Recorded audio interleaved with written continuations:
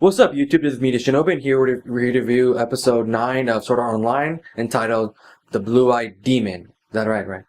Yeah. It's Scott's job to do the title. I'm not good with it. Don't judge me. I'm busy at the moment. So the episode starts off literally where it ended on the last episode. They're in front Yay, of the no door. time skips. Yay, no time skips for this one. They basically open the door, and the boss for that level is literally in their face. The Minotaur. It's called Minotaur. Gleam Eyes. Well, it's called Gleam Eyes, but pretty much it's a Minotaur monster. Yeah, it's a Chimera. It is a Chimera, my bad. It is Chimera. It's one of those two. Chimera. It's only Kirito and Asuna, and obviously you do not want to take on a level of this caliber by yourselves. Apparently this boss is like really badass. Gets like 4 health bars. Did you see that thing? Didn't Kirito explain that it took like 10 people to take this guy down on his level or something like that? Or Yeah, something like that, but it's ridiculous. Santa has nothing on that monster. oh, screw Santa. Afterwards, you see them in another area of that level, and they're just basically taking a break. However, this was interrupted when Klain and his group, He's alive. Yeah, apparently. Okay, if you guys don't know who that is, pretty much his friend from like episode 1. The red-haired dude. It's only 9 episodes in, Chris. I mean, I'm pretty sure they know the claim. Just to make sure. So after getting reacquainted with the group, Kirito and Asuna also sees another group in the distance called the Aincrad Liberation Army. They look really professional, they look hardcore, they look ready to just stomp on people. Even though they lost like most of their men throughout this level. Not to mention they're exhausted. Afterwards, the leader of the group decides to go straight to Kirito and demands, hey, can I get the map data because we want to go straight to the boss. The way they did it, I didn't like it, but it could have been handled better. Obviously, Kirito was planning to share the information regardless, so it didn't really matter. Then they both go their separate ways, the army went straight to the boss. Army, even though it was like, what, barely 10? 15. Yeah, 15. Kirito, Asuna, Klain, and his group on the other side. Shortly afterwards, Kirito and the gang is basically finishing off the last of the low-leveled monsters of that level, and then they hear a scream in the background, so they run towards the source, and they see literally them losing to this boss. Losing, it was more like an ass whooping. They even said, stay strong, man, we don't run down, we don't back down from a fight. Okay, first of all, that leader was leading them to death. Okay. They were already tired to begin with. Yeah, they were exhausted. Their numbers were literally like below 15. Yeah. So that's just not a good move. And I found it funny they had so much pride saying, oh yeah, we don't back down from a fight. I'm like, this is... Well, mostly just the command. Well, at least the leader, he's like saying, oh yeah, we don't back down from a fight.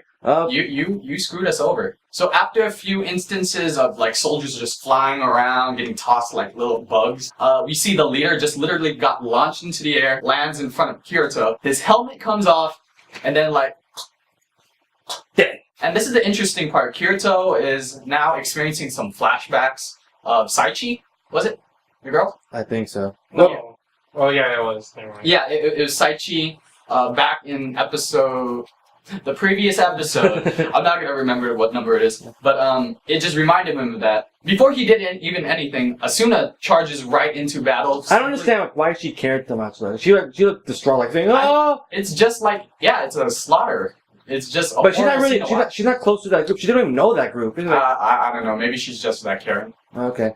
And because Asuna charged into battle, Kirito has to go into the battle along with her. And reluctantly, Klain also is like, fine. However, despite all three of them now being in the battle along with the army, they're still having trouble with this boss, which is actually a good thing in my opinion, just because I haven't seen Kirito really struggle ever.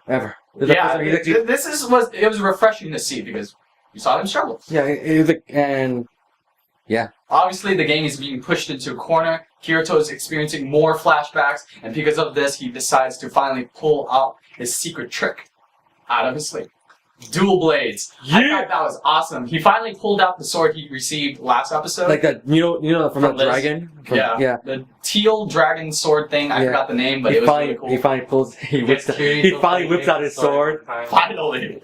This is literally him being now a complete badass. If you thought he was a badass before, this just solidifies this. This is really awesome, and I thought this was really one of the best episodes because of this. Yeah, he actually just like really runs up to the Chimera, just like slashing at it. He's getting slashed too. They're slashing at each other. Like, damn! Yeah, he was really taking a beating, but regardless, he was just still attacking, and I'm like, wow. So the boss caught his sword, but then he pulled out his other sword literally in his hand. Like, I think he aimed at the crotch of the It looked like it. I thought it was pretty funny, but it literally wiped him out, like disintegrated. But apparently he won with literally like 1 HP left.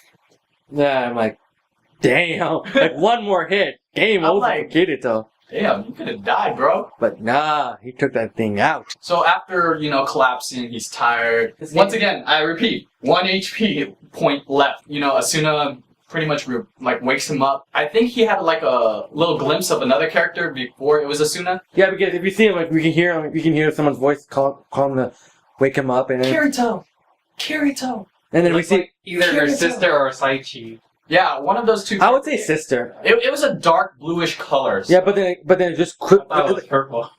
Or purple, somewhere around Yeah. that scheme of colors. But then it was just like a split second, and he sees Asuma. He actually regains back his consciousness. So after that, everybody is amazed. Like, literally, this guy took on a boss by himself. Dual blades. Yeah, and he had to explain to them, like, he actually got the extra skill, like, randomly. So yeah, dual blade is actually a skill. You can't you can't pick up a sword and like, oh, dual blade. Yeah, it just appeared in his menu, like, oh, you have now this extra skill. Dual blades. Like, okay. Alright. But obviously, he reluctantly doesn't want to tell anybody, simply because, hey, this is a cool skill, you want to keep this a secret. Even Clang says like online players are envious. Yeah, and then they probably, like, harass him, or like, hey, be in our guild, and stuff like that. Oh yeah, also, one thing I found interesting, there was no drop item. Yeah, I call it BS. Like after fighting a chimera of that caliber and like that level, you would think you get killed him. Yeah, it almost killed him. You would think you get a badass item or at least some points or money. I guess not. All we got was a big congratulations. That's all you freaking get. I'm like, no, This is better than nothing. I'm like, it was nothing. That's what you get. I'm like, You also live to got see another day. experience. yeah. So You what was the point of that boss battle? Like this. So they move on to the next boss. Oh wow, Yeah. and that's it. Maybe the drop rate item is rare. I call it bullshit. What happened afterwards is Klane's group decides to head on On to their the next level. And Asuna is literally still hugging on Kirito, and then pretty much She was tells... really worried. Like Oh yeah. She was like, I almost think she was crying, right? Yeah. she was basically crying. Like Yeah, and then she basically stated that, hey, I'm gonna take a break from my guild, and I wanna, spend more time with you. tap that ass. So some time has passed afterwards. They're back in town, like level 50 or somewhere around there. Basically, Kirito is just sitting with what's his name? The merchant dude. We'll just call him the merchant dude. Okay, the merchant dude. Agil. Yeah.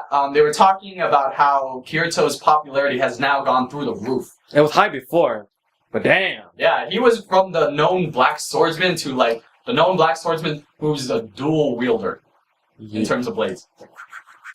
We see Liz walk into the picture. We're gonna see her for like 10 seconds. Yeah. And then shortly afterwards, Asuna runs into the picture. She's panicking, saying, hey, Kirito, what are we gonna do? What are we gonna do? And then, cutscene. You now see Kirito and Asuna both in, like, some sort of council room with the Blood of Oath. Which is Asuna's Yeah, guild? which is Asuna's guild, where she's vice president? Vice No, vice commander. Commander, vice president. And directly in front of them, Commander Heathcliff states the fact that, yeah, we heard about your recent victory, and we applaud you for that. Congratulations. That was a hard boss. But we don't like the fact that you're taking Asuna, our vice commander, from our guild. And we're going to give you an ultimatum. Hey, I'm going to challenge you right now. You could use both of your swords. I don't care. Right now, we're going to battle and see who wins. Not to the death, but Yeah, you just a duel. Yeah. Kirito, if you win, we'll let Asuna go with you, whatever. However, if you lose, Kirito, you have to join our guild. and Kirito accepts. I mean, if you think about it, it's not really that bad, but for Kirito it is, because he's a solo. being a solo. If anything else, he'll only let the Asuna on his team. Yeah. Look what she put in.